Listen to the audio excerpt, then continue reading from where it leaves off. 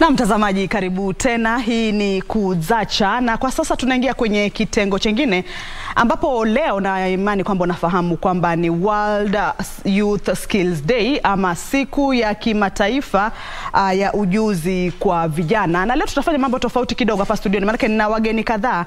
Ninaye Katibu Mkuu wa Idara ya Ustawi wa Mafunzo ya Kazi za ufundi Alfred Cheruiyot, na vile vile upande wa pili wa studio tunao wanafunzi kutoka Chuo Kikuu cha KBC. Hawa ni wanafunzi naambiwa wana pursue computer science. Karibuni sana nyote mliofika hapa studioni, lakini tutaka kujua tu zaidi masuala mbalimbali ni nini haswa inahusika na siku hii ya vijana ya ujuzi kwa vijana ya kimataifa, siku ya kimataifa kwa ujuzi kwa vijana. Ni nini haswa? Na tutaka ufahamu ni kwamba ni siku tu ambayo ilitengwa na Bunge Kuu la Umoja wa Kimataifa mwaka 2014 kwamba siku hii basi ikuwe siku ya World Skills Youth Day, na Kenya idara hii ilianzishwa mwaka 2018. Kwa hivyo si idara ya kitambo ama sio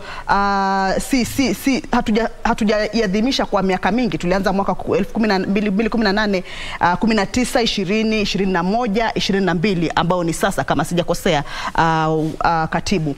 Kwa hivyo tutaka kujua tu ni nini haswa hufanyika siku kama hii ya leo na malengo makuu ya siku hii humu nchini Kenya ni nini haswa. Najua wengi wetu tunaposikia ujuzi kwa vijana pengine unaweza kufikiria ni mambo ya kiufundi peke yake, lakini ninavyoarifiwa hapa ni kwamba kwa sasa ama kama unavyofahamu kwa sasa ni kwamba unaweza kuwa umekwenda chuo kikuu, lakini kama hauna hands on zile skills natakana hands on skills za kuweza kujiendeleza kwa njia moja au nyingine, basi unaweza kukosa kufanya jambo maishani. Kwa hivyo karibu sana Katibu. Tukianza tu, maybe what exactly do we mean by World Youth Skills Day? What does it entail? Okay, thank you Menza. And World Youth Skills Day is a day which was set by the United Nations, in fact way back in the year 2014. And this was a day which was set aside to recognize and to appreciate the skills for the youth worldwide. This was out of realization that there is need to have skills going forward, looking at the trends in the world, technological changes going on. But there was need to recognize, to set a special day to ensure that we recognize the youth, the skills they should have, what kind of environment we need to provide for them to develop to hone their skills. We have to look at also what we need to provide in terms of facilitation to enable them to develop their skills. So it's a special day for the youth, not only here in Kenya but world over. Maybe you could expound for the viewer what these particular skills mean, because we understand we have the technical skills for the TVETs, and then we have the skills for the university graduates. How do we draw the line? Where do these skills draw the line? Is it general for the TVET and both the graduates, or is it just for the TVETs? Thank you. The skills is not only confined to a particular group; it cuts across. And this one is because of changes in technology. You realize the traditional way of doing things, probably the environment is changing. We no longer have those jobs where probably you needed a heap of files to be able to go through every day. You have got to employ some kind of technology. Even you yourself as a journalist, I'm sure you no longer use a paper and a pen. You have got to have some skills to be able to use the gadgets around. So it is that realization that in every category of work, you have got to have skills. And what do we do as an education providers? What do we match the requirements of this industry, the trajectory of development in the country? So we have got to develop those skills to support the direction in which the country is taking in terms of development. So it's skills development for the general youth in the university or in the colleges or in the technical and vocational training centers generally. Every youth in this country needs skills to be able to work competently. Be it a graduate from a university, from a TVET, from college, certificate college, and even that youth was not advanced to any college. Need some skills to be able to work competently. Okay. Yeah. How bad for you to come up with this particular department? You say it started in 2018. How bad is the situation? Where did we see the issue or the problem that made you to start this particular department? I want to say Kenya being one of the ambitious countries in Africa and in the developed, in fact, you realize we are gradually moving from the underdeveloped to lower, progressing in terms of development. And for us to realize that, we have got to have sufficient skill sets amongst our youth, the movers of the development in the country. We have got to have sufficient skills. And it is out of that realization that His Excellency the President created this department for skills development. Because it was evident there was that growing gap between the expectations of the industry and what we are doing in the education sector is that we are producing graduates. Yes, a good graduates, but not fitting in the needs of the industry. So there was need to close that gap. We look at the skills, probably among graduates who are already out there. We close that gap through providing relevant training to be able to fit into the needs of the market. So maybe one is asking themselves, is the training for those who are out of the training centers or the ones who are still within the university? Or for both? It's like this. As we speak we have a number of programs. We have for those who have already cleared colleges, those who are out there looking for relevant skills, and then also we have embarked on programs to ensure that even right from institutions, academic institutions, the kind of training the students are getting is closely matches the needs of the industry. And we have done that. We have started the Office of the Career Services. In fact, we started with universities and TVET institutions. We are going down. In fact, we even expect to go down to secondary schools and even primary schools. So in that case, do we have a sort of a change in, I will not say curriculum, but do we, how have you integrated this particular aspect into ensuring that they get the skills? Is it a sort of a shift in the normal curricula, or how is it being done in the institutions, the ones who are still in the institutions? You know, skills is through exposure. You can never attain skills from a classroom. It's actually exposing you to the realities, and you'd find the best way to do it. In fact, skills is defined this that we can be able to do a job, particular job competently, and it's that through that practical exposure that you will be able to say you have the skills, and on top of that also, out of that competence, you may start developing additional skills on how to do it better. So, what are we seeing in the training institutions right now, with regards to this particular skills development? Yes, there is progression on that front. You realize institutions are asking students to go to field attachment. What we need to do is to enrich that field attachment, so that when students are taken to a particular institution, they actually get the practical experience, as opposed to going to that train, finish the duration and go back. Probably they didn't learn a thing. They just went back to the college. But they have to have the real exposure, so that they are able to understand, to appreciate. So that if they were to come to let's say, to this studio here, that student should be able to have a chance to be able to do broadcasting, to be able to do programs here, so that they get the actual skills.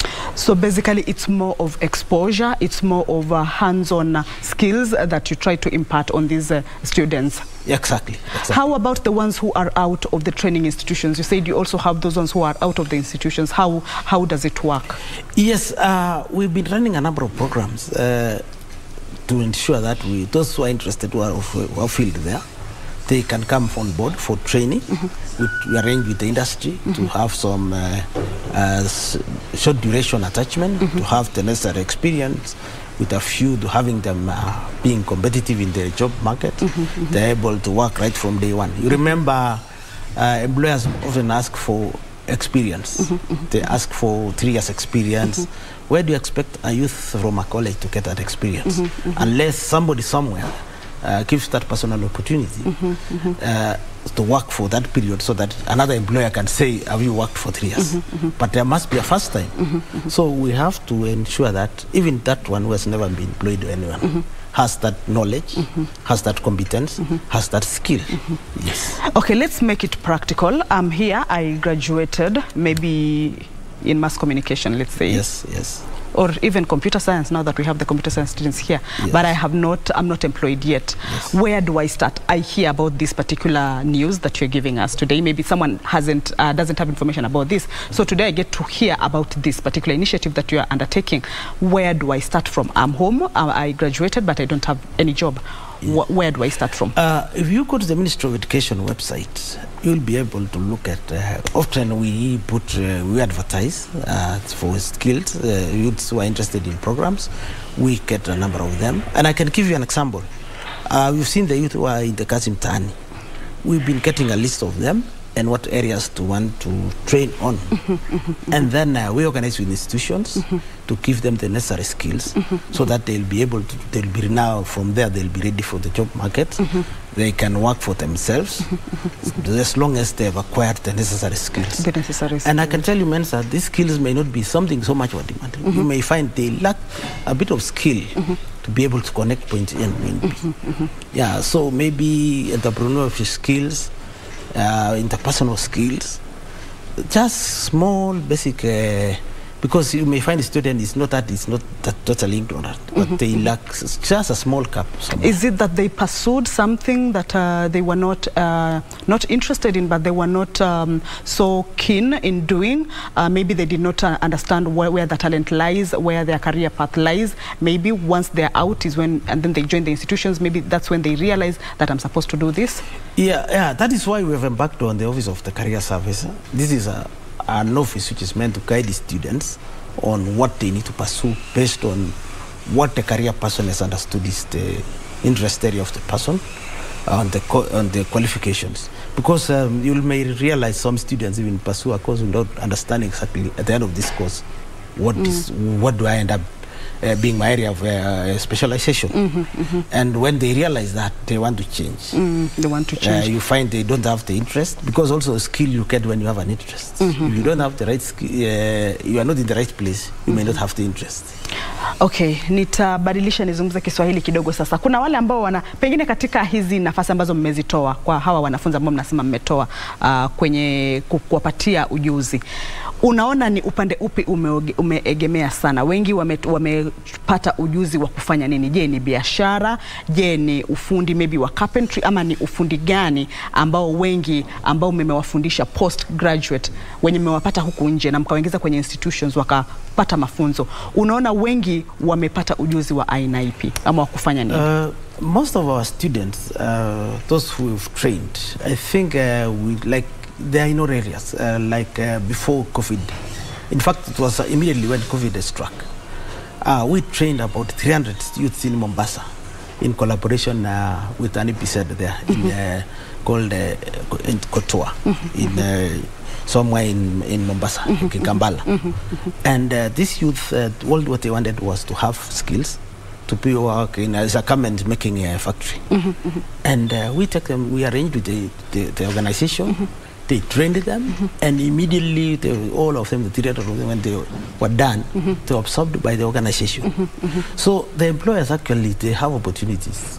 It's only that when people do not have the right skills, they may find they are not taken. Mafunzo mnayopeana kwa hawa ambao tayari washamaliza vyuo vikuu na hizi training institutions, je, ni bure ama wanafaa kulipa kitu kidogo? Nikiona pale advert nikiapply, nitakuwa nakuja kulipa ama hiyo ni bure? We do understand that these youths don't have any funding. So we work when we work at partners, with the resources we have within the ministry, within the department. We provide for them during this training. They are not supposed to pay for anything at all. Pengine kuna mashirika ambayo mnashirikiana nayo kutoa haya mafunzo na the employers wenye baada ya mafunzo wanakwenda kujiunga na those companies ama organization. Unaweza kuyataja? Pengine naweza kuwa najua nilipitia hapo na nikawa sijui iko connected na nyinyi. Let me not mention organizations, but I want to assure you we have partners I think it's not fair for me to start singling out. But we have a number of partners there. I can mention ILO. We work together very closely to ensure that we have this training going, and we also work with the industry. Kenya Private Sector Alliance, we work with them to ensure, we try to look at which areas we can train the youth and they can easily join the industry. And we have other facilities. We have many other international organizations willing to join in as long as we have a ready program. And when the youth, like I can see actually there's a cap and the youth, they are youth who are ready to join that area. Je, kwa sasa kuna opportunity zozote ambazo ziko wazi kwa sasa mtu anaweza apply ama mshachukua cohort? It's a continuous program. We do from time to time when we have sufficient resources and we have the right opportunities in place. We train. We don't hesitate to train. It's an ongoing programs. Yeah. Okay. So pengine tukiangazia kufikia sasa kuanzia mwaka 2018 mpaka sasa ni wanafunzi wangapi ambao mmeweza kuwa engage countrywide across the country? Okay, I think the biggest batch is the one I mentioned in Mombasa. You remember also we had an issue of social distance with COVID, which interrupted a few of our programs. So it's only, we have not been able to roll out, but lately we are working on, especially the youth on the Kazi journey. We work with Chandaria to run a few programs here and there. But you see, we've been also observing the guidelines on the health issues occasioned by the COVID pandemic. So our programs have greatly, and you know, to impart skills, you cannot be, you cannot get the skills when in a distant place.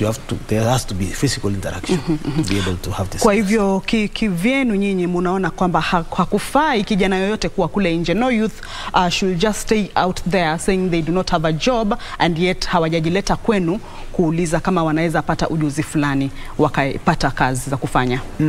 One thing I want to make it clear is traditional jobs which used to be there, you have to sit from 8 to 5. Are no longer there. The work environment is changing, and you realize the technology is taking the place of the physical presence. So even in institutions, the focus now is not on the physical presence for you in an office. The measures are different. You are being measured through performance, the outputs. It doesn't matter. You can work from here, Menza. You can work. You are able to have the right facilities in your home, and you're able to do what you are doing here. We have no issue. All what you want is for you to be able to deliver results. And even institutions, academic institutions, you realize most of the learning is online. You find most meetings are virtual. So the youth have to take their place. They have to make sure they acquire the right skills to look at what can they do in this space. Because now you realize if it's now, things are going to technology. There is no much investment on brick and mortar to build a big institution. But instead, now the focus in putting the facilities to be able to facilitate. So the youth have to have the right skills to work in a different way, not the old way of probably coming, reporting the work 8 to 5. Kwa hivyo nisikae nyumbani. Kama sina ajira, nijaribu kuangalia kama kutakuwa na advertisements za opportunity kama hii ziko kwenye mtandao wa Ministry of Education. Na nikiapply nitaweza kujiunga wakati wowote na nitafanya kile ninachoona naweza kufanya. Upande wa pili naona niko na wanafunzi kama nilivyokuarifu mtazamaji kutoka Chuo Kikuu cha Kibabii. Na pengine unaweza kutueleza, naona wamekuja pale na robot. Hawa ni wanafunzi wa computer science. Yes, these are students from the Department of Computer Science from KBC University. They are here to mark this day, this important day, and they'll show you what they've done. Their focus is on a construction site. You've seen what happens in a construction site. There are a lot of movements, people here and there carrying sand, carrying all sorts of materials. But what they have done instead is to use skills to look at how can we shift from having many people working there, but using technology to do the same. And that is what they've come to showcase today. I don't know how much time we can look at what they have. Na mwelekezi, utueleze tuna muda gani ama saizi tunaweza kuzungumza na wanafunzi hao ama bado hawapo tayari?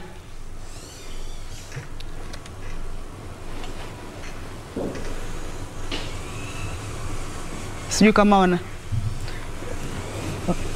Kwa hivyo Katibu Mkuu, tafadhali tueleze tu kwa kifupi kabla tuende kwa wanafunzi wenyewe. Ujuzi huu kwa sasa hawa bado wapo chuoni, bado hawaja graduate, bado ni wanafunzi wa chuoni. Yeah, these are continuing students. Actually, this is part of what they are doing as a practical in the institution, but they came here to showcase it. But these are just university students still continuing in their academic program. Na ufundi kama huu haukuwepo miaka ya nyuma kabla idara kama hii ianzishwe. Ufundi kama huu haungekuwepo kwenye chuo kikuu kwa wanafunzi wa computer science. I think these are programs which have been there. I think the focus now has not been as much as now, because this is now out of appreciation that we need to focus on such, because this is the way to go. I remember in schools we used to have what we used to call science congress. It used to be maybe just to show, but it didn't have the Mimi nilikuwa mwanafunzi way forward. mzuri sana wa science congress. Yeah, so I don't know where you went with the science congress. How did you progress? Progress vizuri, nilifika mpaka national level. Nilifanya mara 3 miaka nilimalizia hapo, nikasema sasa mimi ujuzi wangu nataka kwenda kwa mtangazaji. Nikaachia ujuzi wangu huko kutengeneza sabuni, nilikuwa tulitengeneza vitu vingi sana. Miaka yote mitatu, form 1, form 2, form 3, form 2, form 3, form 4. Now you see, lakini nikaachana na huo ujuzi, mimi nikafuata mambo yangu mengine. Now you see, if post training and skills development were there, they would have progressed you to link you up. You know, the government has set up so many facilities.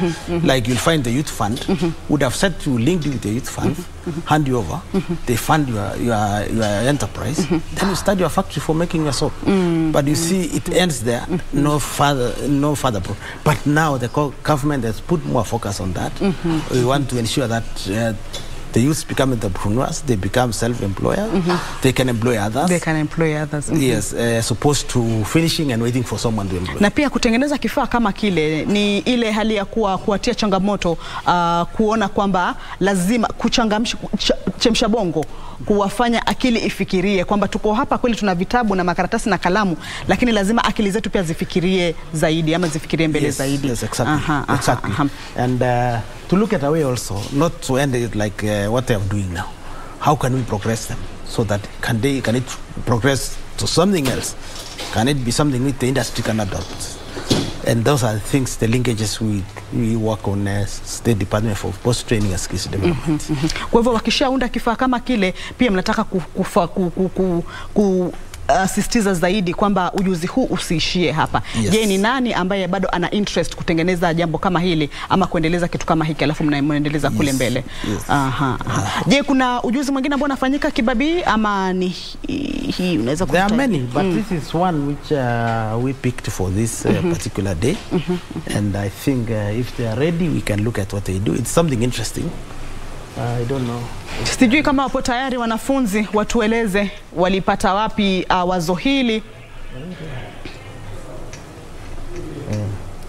Na atakayezungumza kwa niaba yenu atueleze mlitoa wapi. The lecturer is there. Nishamuona. Pengine unaweza anza kwa jina lako alafu utuambie wazo hili mlilitoa wapi na mlipata wapi ari. Najua ninyi wanafunzi wa computer science, mlipata wapi ari ya kuanzisha ufundi kama huu na ujuzi wa kufanya jambo kama hili, mlitoa wapi? Anza kwa jina lako. Asante Menza. Kwa majina naitwa Dorcas Ashley. Mimi ni mkufunzi kutoka katika chuo kikuu cha Kibabi. Can I use English? Yes. From the Department of Computer Science. And what we do in computer science is various. We come up with innovations, and these innovations are majorly done by students with the guidance of the lecturer. So one of the sections of our students participate in computer engineering. When we do computer engineering, we actually come up with artifacts in computing that can be used to solve real-life problems. So that is what we have done. In this robotics club, we come up with a robot, a prototype robot, and this prototype robot is normally used to solve a particular problem at a time. So for this challenge, we were coming up with a robot that can be able to aid around the hospital. Its work mainly is to package drugs and be able to ferry these drugs to various patients, especially to assist during the COVID-19 situation. So since there was the challenge of people not meeting, not interacting, the robot was supposed to ferry the drugs to various patients in various rooms so that they can just be able to pick the drugs and be able to use them. So that's what the robot does. That's the challenge it's supposed to overcome. And then once it accomplishes, it can go back and just pack. If you wanted to perform the task again, you start. Now, I didn't do this alone. I have a set of students from the department and an instructor. We have Mr. Kiberenge, we have Washington, Jane, and Evelyn, and then we have Collins, David, and Amos are our students who participated in this challenge. I'll allow Collins to come and demonstrate so that at least you can see what the robot can be able to do. Thank you. Wazo zuri sana hilo.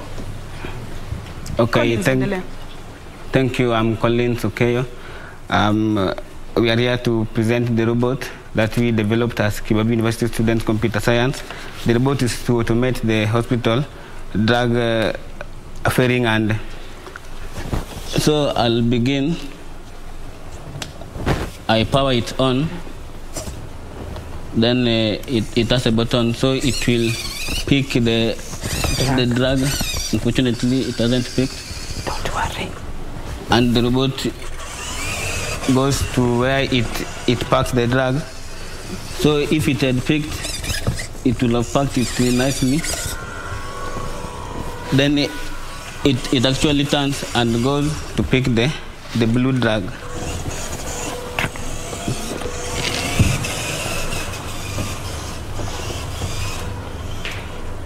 And it is actually automated because it is running using a C program and a wheel.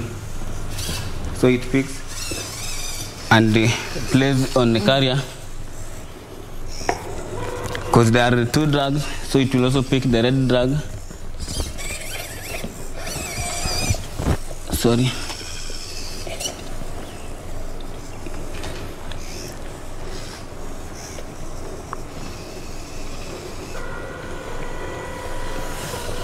And then the robot turns and loads the drug to the carrier, and it picks the carrier.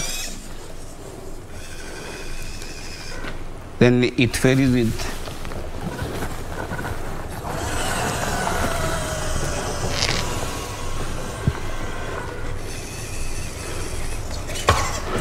And it loads actually there. That is the task the robot is programmed to do. Thank you.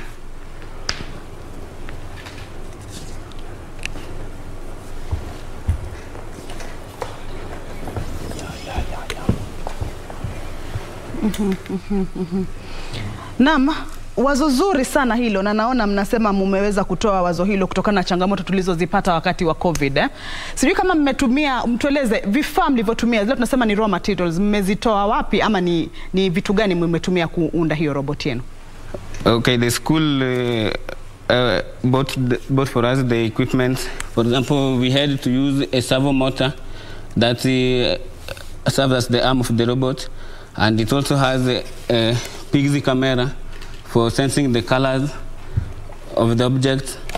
Then the robot is having an Arduino that loads the program that the robot used to perform the task. It has DC motors which serves as the wheel, and a battery actually is here. This one is what powers the robot. Then for it to know the field, it has IR sensors, 4 of them, and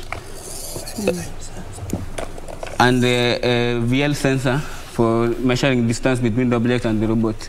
Then it has a spark fan that determines whether it is on the white surface or the black surface. Yeah. Kwa hivyo wengi wenu muna interest na kufanya ufundi wa aina hiyo? Yeah, I developed interest when I was in second year to develop robots. And with the help of my teachers and the club, we developed this robot. Na wengi wenu mna imani kwamba mtakapomaliza, mtakapo graduate, mtataka kubaki katika ufundi wa aina hiyo angalau? Yes. Shukran sana Katibu. Tukimalizia tu manake muda pia haunasi. Tunaona kwamba wameweza kutengeneza kifaa kama ulivyosema kwamba changamoto ambazo zinatukumba kwa sasa, the job market ama the labor market demands ambazo ziko nazo. Kifaa kama kile tuna imani ya kwamba ikipelekwa kwenye hospitali wataikumbatia, manake itapunguza pia kazi. Kama tunasema tuna upungufu pia pengine kama wafanyikazi, na kuna kifaa kama kile kinaweza pia kusaidia katika kufanya hivyo, kukabiliana pia na magonjwa ya COVID ama magonjwa pia ya kuambukizana. Lakini swali kuu ni kwamba je, wanafunzi watakapotoka hapa wameunda kifaa kama kile, watakapo graduate watasaidiwaje kwenda mbele? Tuseme kundi kama hili watasaidiwaje kwenda mbele? Yes, we are working on programs, and I hope you appreciate the kind of skills that our youth have. What we are doing is to work on programs, and so that we have more research, because you realize such an IT concept has room for research to develop it further, to fit the needs of the industry, adjustments here and there to ensure that it's something which can actually be deployed to the market. Not only in hospitals, but in so many areas. Mtawaunganisha na pengine makampuni ambayo yanaunda vifaa kama and there are many companies looking for such talents to be able to develop such equipment, that gadgets. That kind of knowledge is actually what is required. Okay. You remember, Kenya is actually a country which is known for innovation. Remember the M-Pesa? You've seen it as taken the world by storm. And it's just a concept which originated from here in Kenya. And I can tell you the Kenyan youth have enormous knowledge. All what we need to do is to tap, put it in the right format. Na support. And support them. Yes. Aya, neno lako la mwisho tukiwa leo tunaadhimisha siku ya Youth Skills Day ulimwenguni. Yes, I want to encourage the youth of this country to know this is a day which is actually meant to recognize the skills they have, to realize the need that there is need to put the right environment for them to develop, and actually the future. In fact, the theme of this year's World Skills Year is transforming youth skills for the future. It's meaning we need to work on the youth, the skills for the youth for the future in this country. Yeah. Shukran sana Katibu, umetufungua macho na imani kama mtazamaji umejifunza mawili matatu. Manake mimi sikujua kama program kama hii ama initiative kama hii ilikuwa inaendelea, lakini kwa wale wengi wetu ambao pengine tuligraduate na pengine kama alivyosema Katibu bado hujapata kazi na pengine hujui kama utafuata ujuzi upi, angalia kwenye website ya Wizara ya Elimu, utaweza kuona mafunzo tofauti pale ambao unaweza kuapply na utapata nafasi ya kwenda kujifunza. Angalau usikae tu pale nyumbani ukisema hakuna kazi, ilhali kazi siku hizi wanasema ni hands-on za kiufundi za mikono. Kufikia hapa basi nakamilisha awamu hii ambayo tumeweza kujifunza mawili matatu. Shukran kwa Katibu Mkuu, shukran kwa wanafunzi kutoka Chuo Kikuu cha Kibabii. Mmetuonyesha kweli kwamba saa hizi si mambo na kuandika tu, japo mimi nina kalamu na karatasi yangu, lakini wale wanasema hawataki kalamu na karatasi, wao watakuonyesha ujuzi wa kutumia vifaa vinginevyo. Kufikia hapo acha nikamilishe, lakini usiende mbali, tunarudi na mduara wa mama mali waza. Mtazamaji, hii ni Kudzacha.